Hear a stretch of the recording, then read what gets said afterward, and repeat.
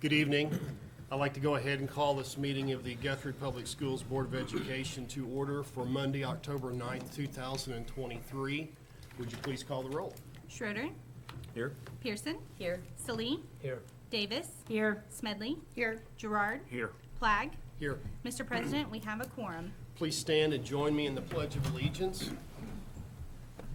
Pledge allegiance to the flag of the United States of America and to the republic for which it stands, one nation under God, indivisible, with liberty and justice for all.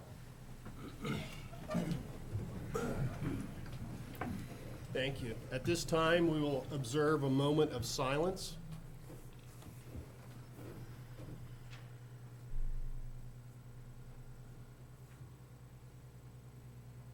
Thank you. Item 6 this evening is the presentation of Employee and Student of the Month recognition. Mr. Hancock? Thank you, President Flagg, board of members of the board, and Dr. Simpson. I'd like to share some wonderful people with you today. First off, we have Mr. John Webb. He was our September support employee. He was nominated by Miss Leslie Cotton for doing wonderful work, working overtime to make sure that her enrollment process and everything went well. We greatly appreciate that. Next, we had Miss Angela Bandy, and I guess she was nominated by Mr. Lemons. He spoke very highly in his letter, basically about how she keeps students engaged and are always finding new ways to get them to learn about science, is what he was talking about most of the time. And then we have a student at the junior high, Serenity Sampson. She was nominated by Mr. Galloway. He talked about how she's always very polite, understanding in class, always working, keeping everything going, working on her educational skills. So those are our Septembers. I'm going to show our October. We had a couple that were still out celebrating the wins of either OSU, OU, or Guthrie, but our October support employee was Mr. Calvin Parker, also at the junior high. He was nominated by Miss Rainey, and he had quite a bit. I'll be honest, I kind of slacked off, and I ordered plaques a little bit late, so they did not get those. They will receive their plaques, and they will also receive their $25 gift card from the Lions Club. So those are our employees of the month. All right. Thank you, Mr. Hancock. Item number 7 is a special presentation by Dustin Metz for support for the military. Mr. Metz? Thank you, members of the board, Guthrie Public Schools. I was mobilized in the middle of the summer, and I returned in late August, so I missed the first few weeks of school, which is kind of a hiccup for our profession. But the Employment Support of the Guard and Reserve is a program where soldiers can nominate, supervisors and employees that they help them during their times of absence. So I have some awards here that I'd like to recognize. First, Mr. Todd Bramwell at the junior high. He helped make sure I found a substitute to cover me while I was gone. Miss Angie Young with Special Ed Services. There were some IEPs that came up that needed to be done before I got back. I tried to do them online, and she made sure that got taken care of for me so I could focus on my mission. And then Dr. Simpson is one here for you too. Oh. I'll go around.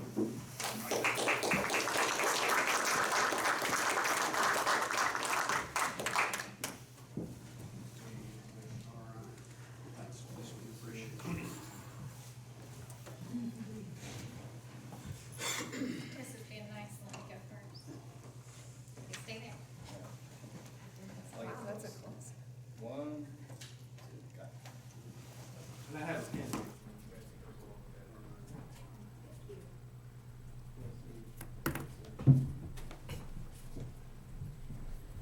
Thanks, Dusty.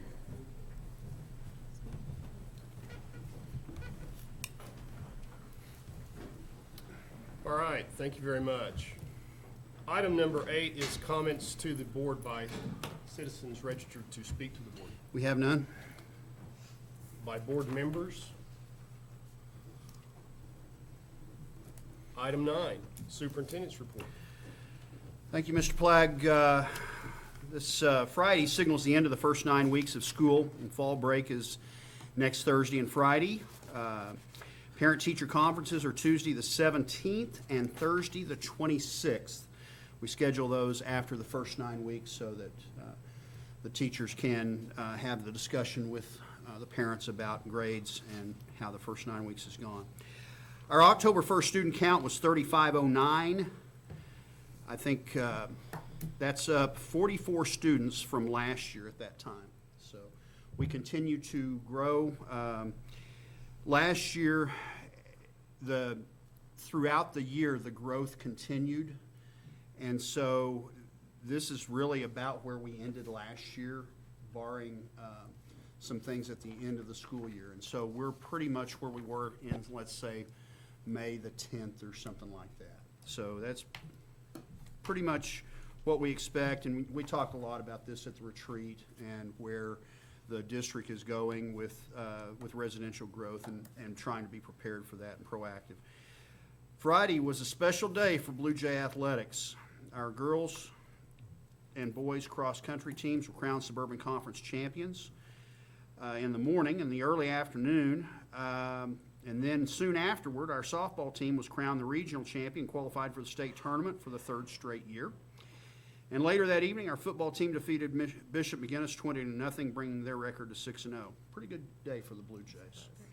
Softball team will play Tahlequah at 1:30 on Thursday at Fire Lake in Shawnee. And we, of course, wish them good luck.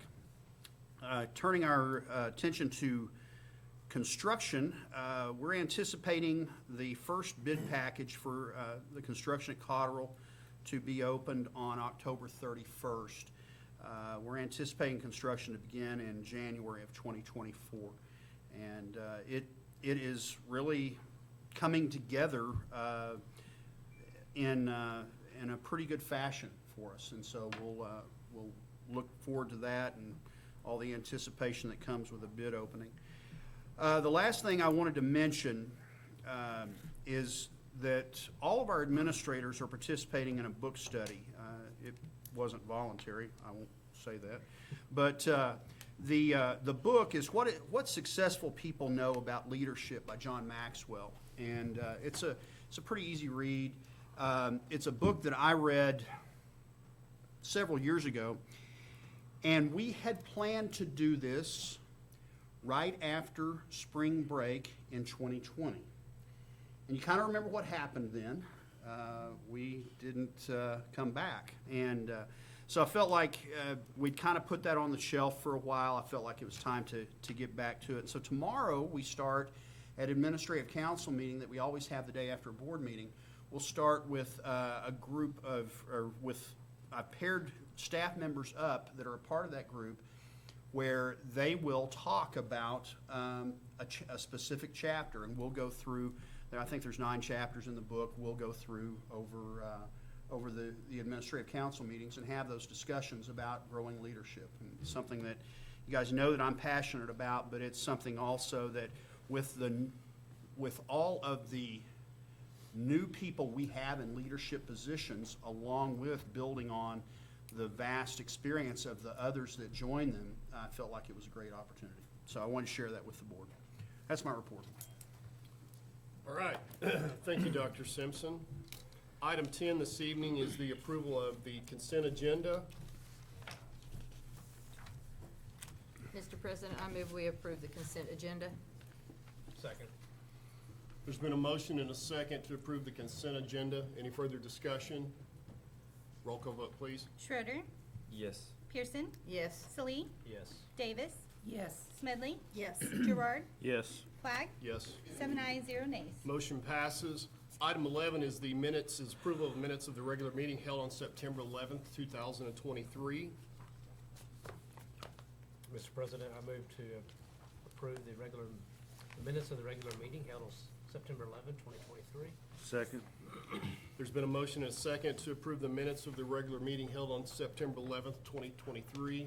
Any further discussion? Roll call vote, please. Schroeder, Yes.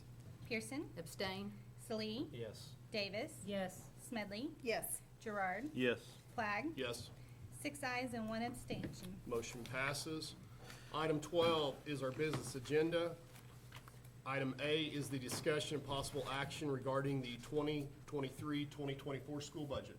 Dr. Chappell, I believe you have at your seat the proposed budget along with the slides from the presentation that she will give. Good evening, members of the board, Dr. Simpson, and each of you. It is my pleasure to present the 2023-2024 operating budget for the district. And because the general fund is the largest operating fund for the district, that will be the main focus of this presentation. Our budget overview. So we have our operating budget structure. With that, our estimate of needs is provided to us annually from S&B CPAs and accounting. They determine what our funding should be for the year, and it is basically limited to a 90% revenue structure on our ad valorem taxes. And so with that, once we receive their estimate of needs, we send that to the Logan County Excise Board, and then it is approved for us to move forward. Our funding sources for the district, we really have 4 that we regulate for from 90%, again, is from ad valorem collections, and then we have state aid funds we receive from the State Department of Education. We have our federal monies, and then we have our county for-meal and mortgage tax collections from Logan County. Our funding purposes and limitations, well, if you did not know it, we actually have 7 funds for our district, with the general fund being the main one. We also, that includes operations and instruction. And then we also have our building fund that we utilize for maintenance for the district, child nutrition, which is self-explanatory. And we have our sinking fund for our bond issues, where we're paying back our principal and interest on our bond issues. We also have our insurance fund, and then our gift and endowment fund. So with that, there is a limitation on these funds that we can carry in the district. For example, the Board of Education has set a policy that we must have at least a 12% interest, 12% carryover for our general fund at the end of the year. However, the state of education limits that to 14%. Now, right now, while we're still spending down our ESSER funds, we do not have a limitation, so we can carry over this $10 million that we have. No, I'm joking. Just make sure y'all pay attention. Okay, yeah, no.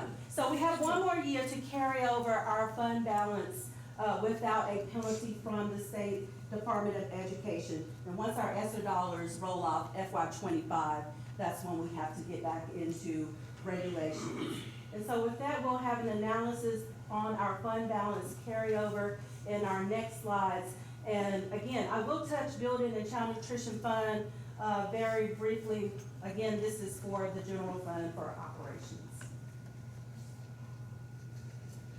I just inform you that our 2023 estimate of needs, which is provided by S&B CPAs, was given to us in June. And if you can see on the screen, we have in the general fund, which is the first column there, the current year, total budget, $34,064,407. This is an increase of $1.3 million from the revenues they estimated last year for the general fund to this time, which is a 4% increase. And so again, you see there that ad valorem tax estimates are included in there. And how are they getting that 6.9 million there? So they're taking our net assessed valuation that we received for the year, and then they multiply that by our mills. I'll get into that a little later, but that is how that number is calculated. And they calculate that again at 91%, which we're capped at for our auditors. In the building fund, we have an estimate of 1.7 million for this year for revenue versus 1.3 million last year at this time on slide 3 for the board. And so that is an increase of $358,000 from last year to this year, roughly about 3%. And again, our net assessed valuation determines what the ad valorem estimate will be for the building fund at 5 mills. General fund, 35 mills, building fund, 5 mills.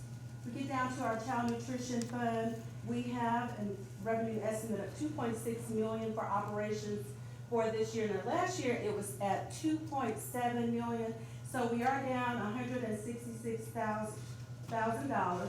And so if you were looking at the miscellaneous line right there under child nutrition, this corner is very small, I can't see it. Okay, there we go. So if you're looking at child nutrition and you see that negative $524,244, they're estimating that we're gonna receive at least $500,000 less in federal funds for this year. Obviously, since we're not on free and reduced lunch, breakfast and lunch meals for this year coming up. So with that, we move down to our school age care fund. If you're wondering what that is, $75,619, and remains the same. It's remained the same for at least 7 years now. If you are new to the district, we used to have a child care center that we manned in the district that we no longer operate, and so that is like a rainy day fund for us, the $75,000 that we keep on hand. Then we get down to our sinking fund millage levy. So I just mentioned our net assessed valuation. So why do we go from 15.82 to 15.84? We actually went down 0.02. Again, that is determined by our net assessed valuation. I'll get to that. It's 213 million. And then again, they give us our meals is what is required to have in the account for the sinking fund to pay back our bonds. But I'll explain in just a little bit. So here's a pictograph of our revenue sources that I just mentioned. We have our state sources, local sources, federal, and county. And if you can see that pie on the screen, you can see they almost look identical if you didn't have on glasses. But if you look real close, it is up just by 2% in our local sources for FY '23 and '24 versus 22-23. That's because our net assessed valuation has gone up, and then our state aid, which is affected, if we receive more money locally, then we receive less money from the state, so that's gone down 2% there. But in the gray, if you can see that, that is our federal sources. We normally receive our ESSA funds there and Title I funding and any other federal sources. 4% for county, 4 million in the yellow and mortgage tax. The blue, which is the largest piece of the pie, is our state aid. That is our gross production tax, our flex benefits, our textbooks, driver's education, motor vehicles, school land, all of those designated state revenues that we receive. And then finally, in the orange is our ad valorem at 24%, what we just talked about. Remember, board members, that I've always said it's good to be reducing your state aid because the local revenue that we derive is not subject to revenue failure cuts. And so that protects us every year when that goes down because our net assessed valuation has gone up. We are more insulated from if we were to have a revenue failure, which obviously in the current economy with the state budget is not a concern, but there's multiple board members that have sat on this table long enough to remember what it was like when we did have those revenue failures. And we are much less susceptible now than we were back in those days to those cuts in mid-year, remember, when everyone is under contract. And so this is good news for us. Absolutely, what he said. No, I was gonna say. Quick question on the federal sources. Is the CARES Act, that'd be part of the federal? Yes, So, Normally, it's about 10%, I think. Does that sound about right? yes. Roughly. Yeah, yes, And 11. there, so it's inflated because we're running that money through as it's federal sources. So that's a bigger piece of the pie because. well, I guess I expected for 23-24 that 16% would be smaller since we lost. The reason why it's not smaller is because we get more funding for our Title I, our SPED students, what have you. So although ESSER is going down, some of our other federal revenues go up. So it's kind of like a wash. ESSER was $1.5 million. It's 1.4 million in this fiscal year. So we have enough other federal monies coming in to support that? Don't say supplant. And no, not to supplant that. But that gray area is, Technical definition of the word, right? Okay, so yeah, I guess I expected that 16% to be a bit smaller for 23-24, given the CARES Act budget. the only reason it is not is because other funds are included in this gray piece of the pie. And I'll show you Even the that. child nutrition piece. No, this is just the general fund. But I have a slide that I'll be able to show you where that comes in. So we look at our revenue sources by category here. That is basically what we just discussed.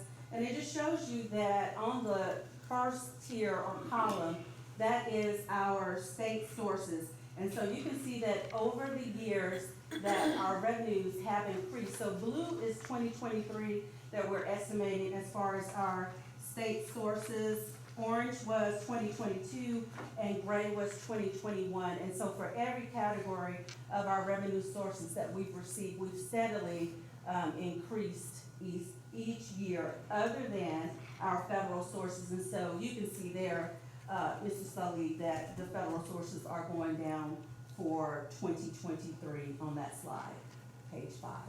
So we see 3.7 million versus 4.9 million last year and 5.5 prior to that. So if our CARES money slowly disappears and our federal sources continue to reduce, will we have to eventually reduce our budget back down, or can we expect the state source to be picking that up a little bit? I'm gonna get to that. No, we're gonna expect our budget to go down because we're losing that additional revenue. So we'll be back to normal, guys, after FY25.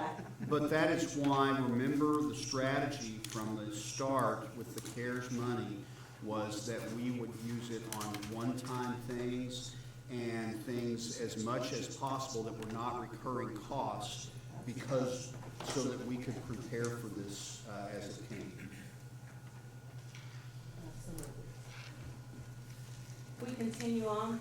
Let's talk about the budget summary for the general fund.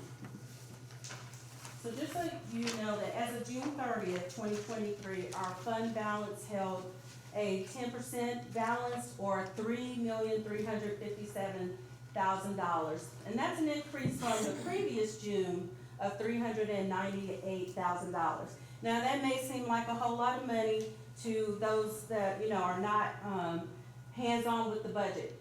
But in order for this district to operate, you may not know, but it takes $3 million per month just for our expenses. And so that is not an excessive fund balance to have carrying forward. I mean, that's not even like a month and a half. So that's what we have in our coffers. And so we're, really good, if you will, at the 3.3 million.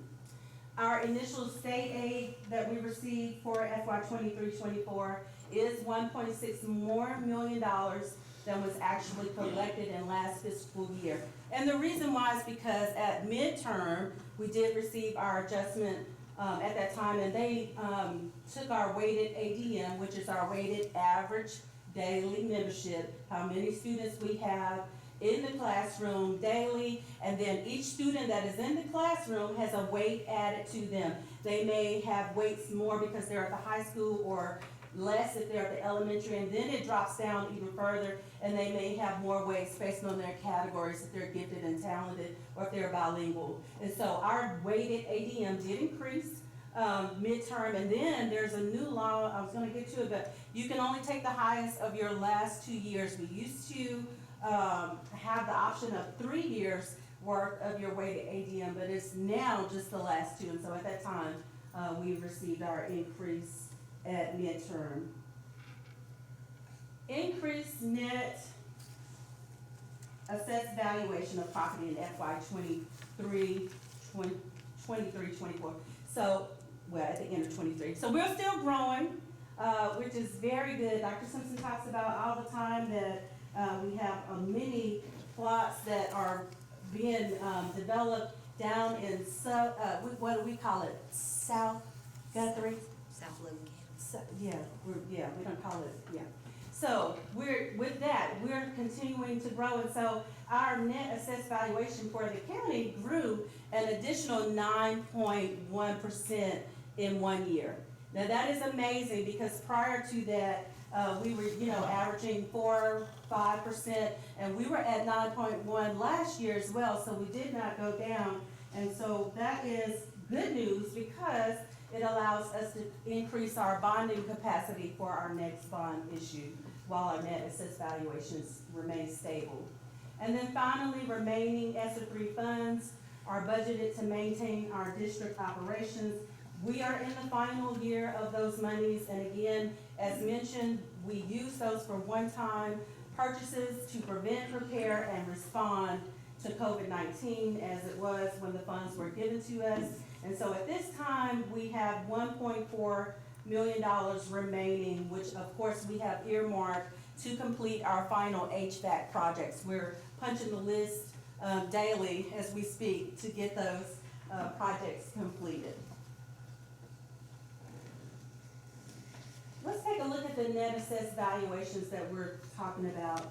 So we can see over the last 5 years how the district is growing. In FY 20, we were at $160 million, and all the way over to right now at the end of, or coming into FY 24, we're at $213 million. So if you start from the left, we were at 4.3, as I mentioned, and then the second column here, we are at 6.47%, and then we continue to grow on, but right now, the last 2 columns, as you see, 9.1 is the percentage. We get to our general fund revenue analysis, and this is very in-depth, and so we're on page 8 of our PowerPoint slide, and everyone in the room, our cabinet members, you'll have a copy of this tomorrow. I know it's hard to read on the screen, but if we're looking at that, I just want to make note of a few lines.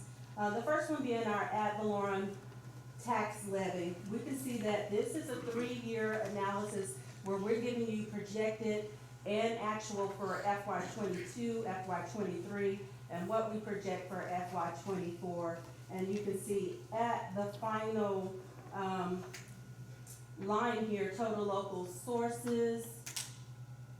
In the bold column in differences for FY 22, we were ahead $154,000, and in FY 23, we finished ahead at $413,000 right here on this total line for local sources. As you see, local sources are rental fees for our facilities here, reimbursements, contributions, ad valorem tax, and then our interest earnings. Ad valorem tax, the current year for last year, we did project that it was going to come in at $3.8 million. It actually came in, $6.3 million. Actually collected 6.7, and so that's definitely over the 90% that our auditors estimated, but we continue to grow with that. In the bottom section of this slide, we have our intermediate sources. And if you see on that portion of the slide, for FY '22, we were ahead $33,000 in collections, although we had a negative for the end of FY '23 of $44,000. And as you can see, that is due to mortgage tax collections were down in FY '23 by almost $100,000 for that category. Moving forward to page 9, we're continuing now. This entire section is our state revenue. You can see all of the different categories in the left column of what we receive for state funding, as I mentioned. What I want to highlight on this slide is for FY '23, we knew that there was a cap on motor vehicle collection, and it actually, to our surprise, came in a lot higher than we estimated at $135,000, which was good, along with gross production tax was received at $113,000 over estimates. Midterm, foundation and salary incentive. That's what we were just talking about while we had that increase at the beginning of the year. And so there was an increase of 1.4 million over our estimate at the time, because there's so many factors you have to take into consideration when you're calculating the midterm adjustments. Mainly your net assessed valuations. If your net assessed valuation goes up, then your state aid goes down, as just mentioned. It's always good to have local money and be in control of your money, but on the state side, there's a little loss there if you do get more local money on your side. So state sources at the end of the slide. In FY '22, we were to the good, $627,000, and in FY '23, $1.8 million. And again, that is due to the $1.4 million. We received an additional foundation aid. And we will close out our general fund revenue analysis on slide 10 with a discussion on federal sources. So if you look in 2022, this kind of answers the question. We ended with a negative 1.5 million. And you may ask, well, why did that happen? It is all due to our CARES Act funds. When they give us those funds, we must budget the entire amount for that year that is remaining. Whether we spend it or not, you have to submit a budget saying that I'm going to spend all $5 million. Now that changes if construction or the projects that we have aligned for these funds move slower, the projects aren't completed, and so then we have that money that sits there, but the good news is it gets to roll over. So that's what happened in FY '22. We had the negative 1.68, and then the same thing in FY '23. We showed that we had a remaining balance at that time of 4.8 million that we estimated we would spend, and we actually spent 3.1 million, and so there was a remaining balance of 1.6. And again, this includes more than just ESSER. We also have our council court funds in there as well, some other items that we had in CARES Act outside of just ESSER 3. And so with that, we are projecting for this year to have revenues of 1.5 million to spend for the remaining CARES Act funds. So with that, we get down to our ending balance, our projected expenditures and revenue, which is what we all want to know. So what do we estimate is going to come through the door this year? Well, we ended last year with $33,820,000. Our budget, or what we projected, was $33,639,000. So we came in so close, $181,582. Right? Yes, y'all are smiling. I was smiling too when I saw it. So our revenue collected, we actually collected $181,000 more than what we projected. And so this year we are projecting $34,522,000 with expenditures of $30,715,000. And so that will leave us with a fund balance to, continue operations of $3.8 million, which is roughly about 11%, fund balance carryover. How much control do we have over our funds, do you ask?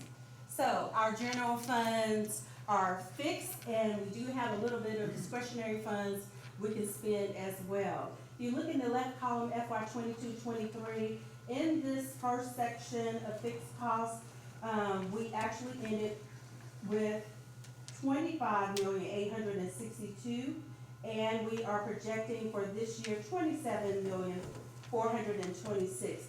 Now, there is a increase right here. You can see salaries and benefits.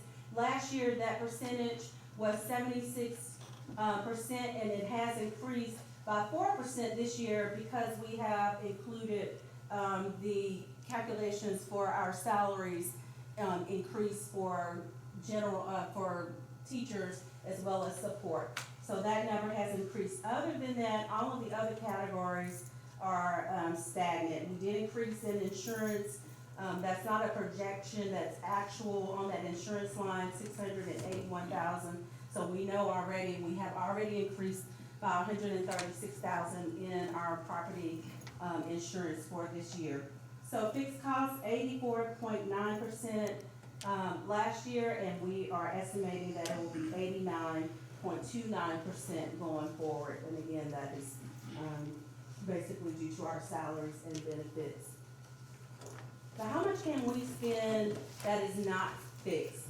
So last year we were able to spend 15% of our budget in discretionary costs, and this year we're estimating 10.71. The reason why mainly again is due to our ESSER funding here.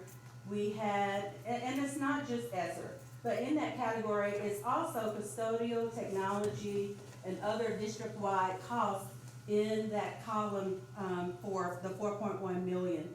And we're dropping that down drastically, as you can see, down to 2.7 million as we transition our expenses.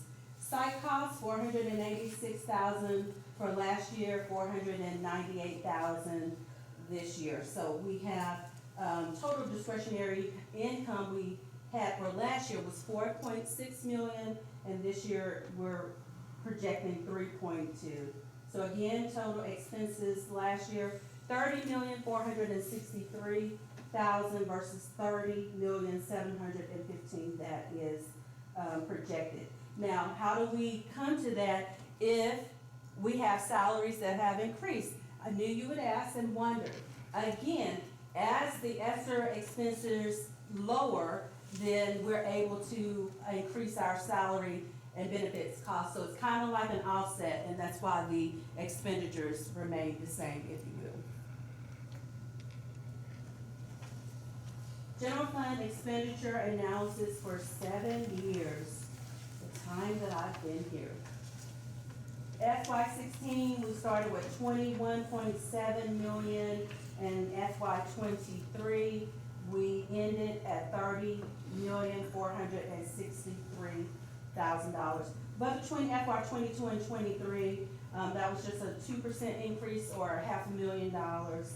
But again, we were under budget. We did receive $181,000 more in revenue, but we met our budget, and we were under budget $151,000 for the year for FY23. Here's revenue and expenditures together, so you can see revenue is blue, expenditures are orange, and we are able to pay our bills, if you will. There you can see that as expenditures grew, our revenues did grow as well to take care of those expenditures. And if we look here, we have the general fund carryover analysis for that same time frame. If you're wondering why there's a dip right here, it wasn't that we did not meet our budget. As I explained last year, our expectations were met, but it's, you know, if we don't get the money in the door before June 30th from the state, then that affects us, and that's why we're making a mad dash every June to make sure all claims have been submitted. And so we just missed the mark a little bit there. We had about $300,000 that came in the door July 3rd, but we couldn't account for it at that time. So not necessarily a dip, but we can see that that is our trend over the last 7 years. General fund expenditures. How are we spending our money? And so we want you to know that right here under the functions, you can see that the majority of the money is spent for instruction, as it should be. And each function listed here does have a little bit of salaries and benefits in each line. But 18.1 million instruction, the next highest category after that is our support services and students. And you can follow on down the column to see that that is how we arrive at our $30,715,000 projected in expenditures. And actually, operations and maintenance is the second highest at 4.6 million.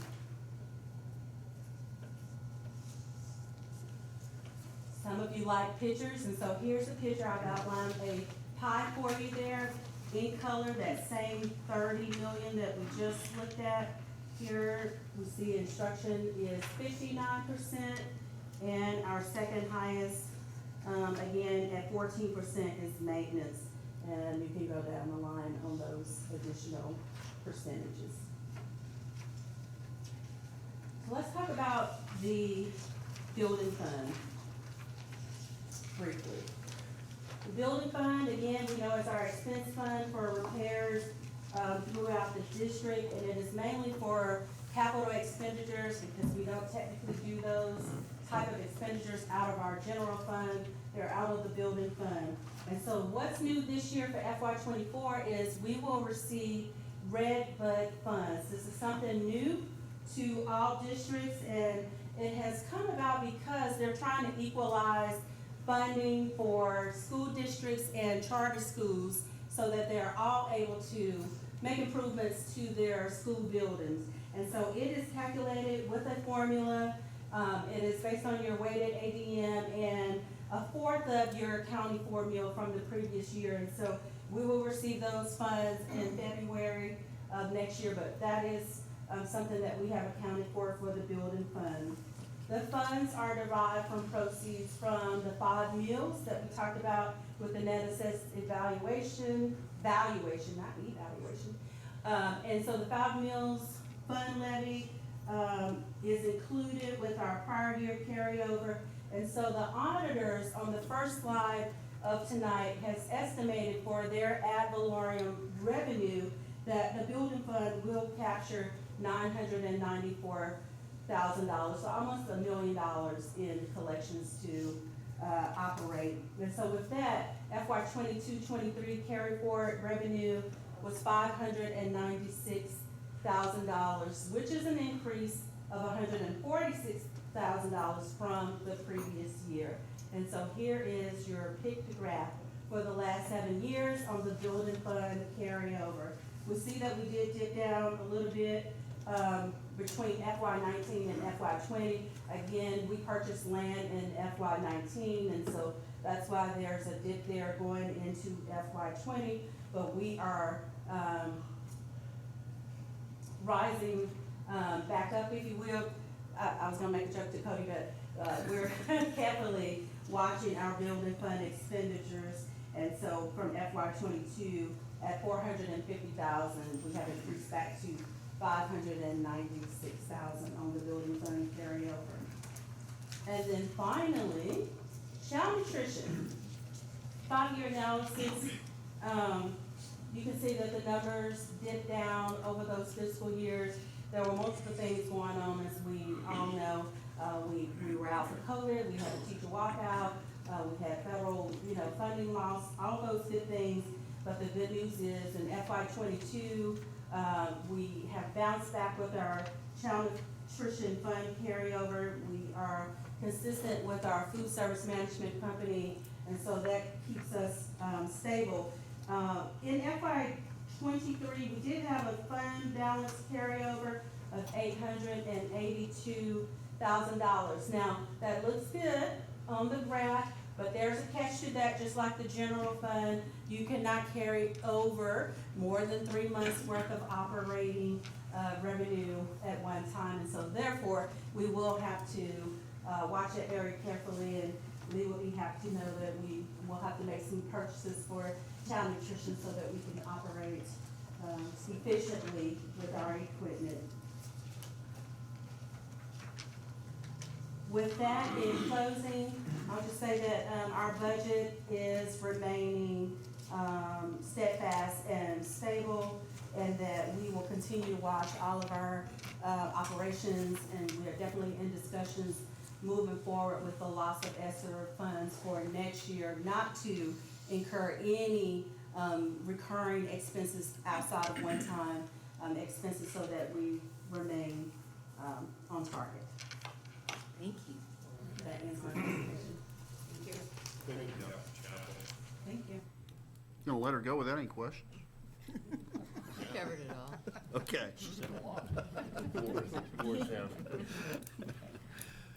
Thank you, Dr. Chapel. Good job.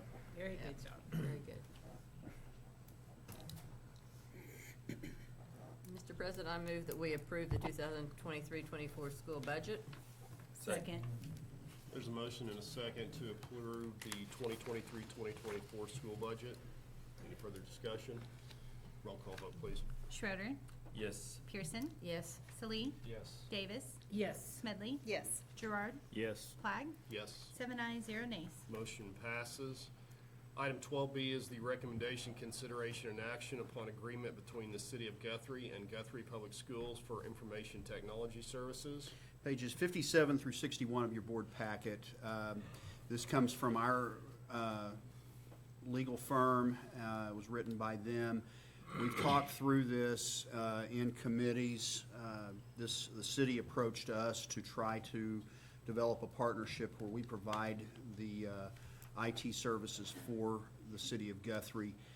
We anticipate this requiring one additional staff member that wouldn't necessarily be completely dedicated to them, but would assist with the addition of the volume that the city would generate. The agreement, we feel confident, covers the cost of that additional staff member, and we also created provisions in there in the event of a catastrophic event for the city. We would have an hourly rate that we would charge them in order to get them back in line with whatever they were trying to do. Feel pretty good about the agreement, and it's been a deal that the city manager and I have discussed, and it's not, we're not trying to make money off the City of Guthrie, but we do have, our IT staff has talent that they can glean from, and it allows us at our peak times to have additional staff as well. And so recommend approval. Be glad to answer any questions you might have. Do we, so I have a question, and Dee might be able to answer this. So with our partnership with them, in this day and age with all the data breaches and things like that, is there any liability that can come back on the school district if something should happen with the city? No, they, and in fact, they had to really review their liability policy, because the safeguards that our attorney placed in this agreement, they didn't feel like it was even addressed, and then as they dug deeper into it, it is addressed, and they are, Eric Nelson with RFR really did a good job of making sure that we do not have exposure with this. And I know that when we talked in committees, I know that was a concern of the board, it's also a concern of mine. But feel pretty solid about what the situation right now, and I think the city now knows more about the coverage that they have, that they really didn't know going into this because of us walking through the different coverages that they have with OMAG, which is their version of OSIG, you know, you know how those acronyms can go, but it's their insurance. Okay, So thank it you. looks like that's $1 million policy. Yeah. So what happens if you have a claim that exceeds that? Well, remember that they're still covered under the Oklahoma Tort Claims Act, just like we are. And so it would have to have multiple occurrences in order to get past that. And it's still, they're covered just like we are. So it's $175,000 is the maximum that by law that we have exposure or they have exposure.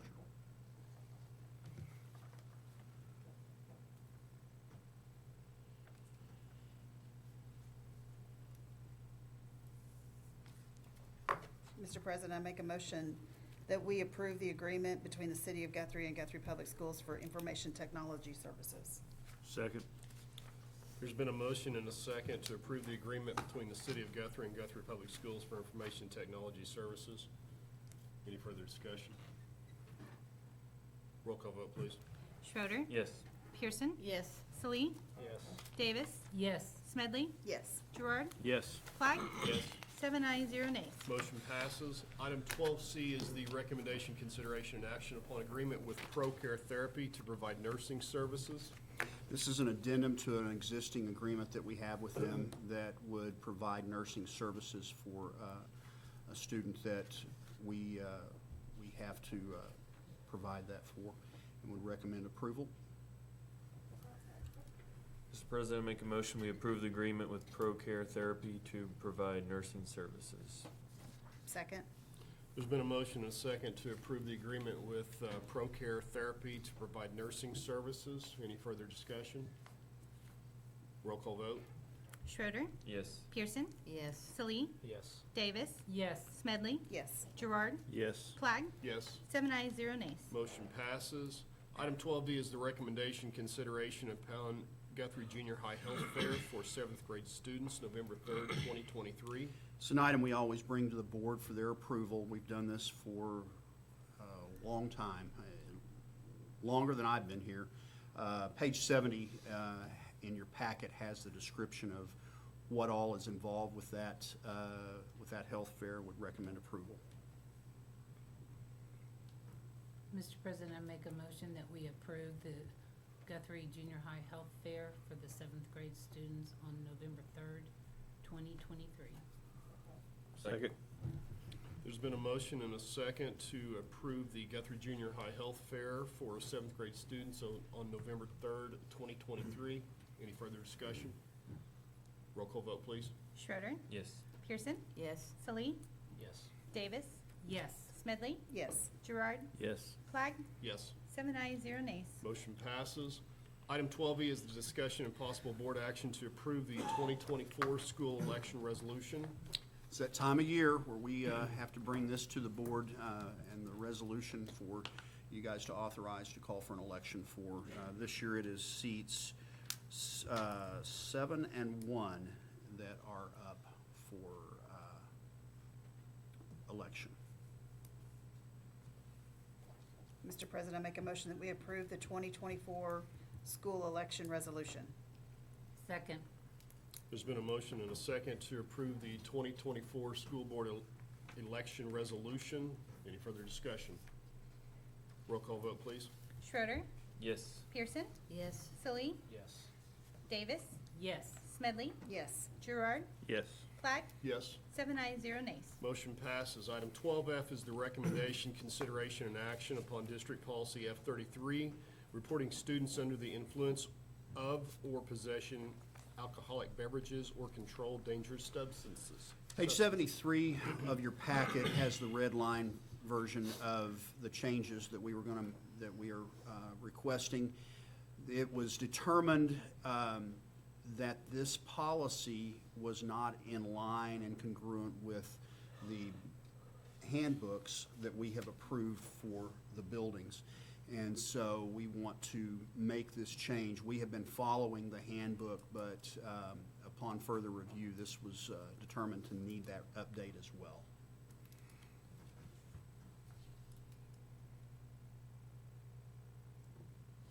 Mr. President, I make a motion, we approve district policy F33, reporting students under the influence of or possession alcoholic beverages or controlled dangerous substances. Second?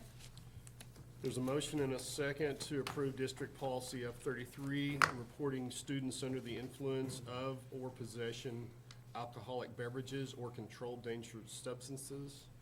Any further discussion? How do you determine that? A variety of ways. A lot of times we utilize the techniques that our SRO has for the stigmas test. We look for the usual symptoms and signs, but generally we also look for evidence, physical evidence on the child as well, or in their bag or whatever. So, Have we had very many instances where they've identified students? we've had a few. Okay.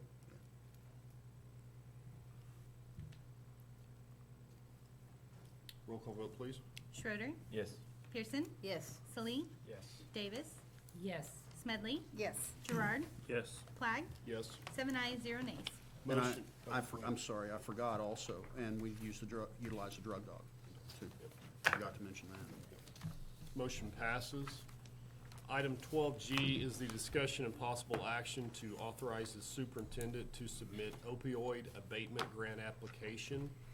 This item was brought to me by Mr. Schroeder as a possible grant that we can apply for, and it has a deadline that we needed to get this on the agenda, that it requires the board authorizing our submission of this, for this grant, and I probably should have had in the agenda packet that Chris Schroeder will answer any questions as opposed to me, but I think it's an opportunity. It's fairly open-ended on what we could do with some of this, and Chris and I talked about some of the possibilities, and we'll research this quickly as we work on the application.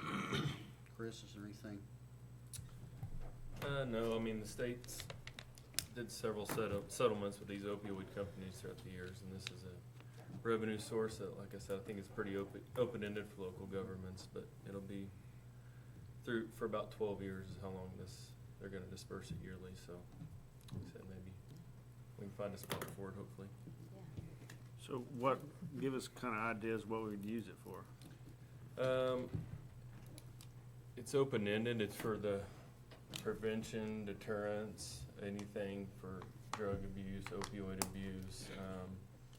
So we use some of our one-time funding for, the people we got helping, the three of them, the DHS workers, so to me, I don't know if that's something, we're gonna have to find a way to fund them in the future anyway. I think we could possibly spin that into a way. If we could do that, I know that that's been a game changer for our buildings. And you can look at the principals. And that's something that if we could fit this into that niche, we would definitely look to try to do that. There are other options, but that's the one that probably came to mind the most, because it's one of those things that we knew that would be a game changer for us on our assistance with at-risk students, but it has truly been something that we want to try and carve out. Maybe if we couldn't keep all three, carve out one position in the general fund, because remember, it's a 50-50 split with DHS for those salaries. And so that leverages us well with someone that, in this case, three people that are making a difference in being able to assist families that need source services and things like that, and maybe don't know where to go. Yeah, it can be used for mental health, all kinds of, I think we can hopefully make it fit. And naturally, we'll keep you updated on how where we narrow this focus as we, through the committees, as we get closer to making the application.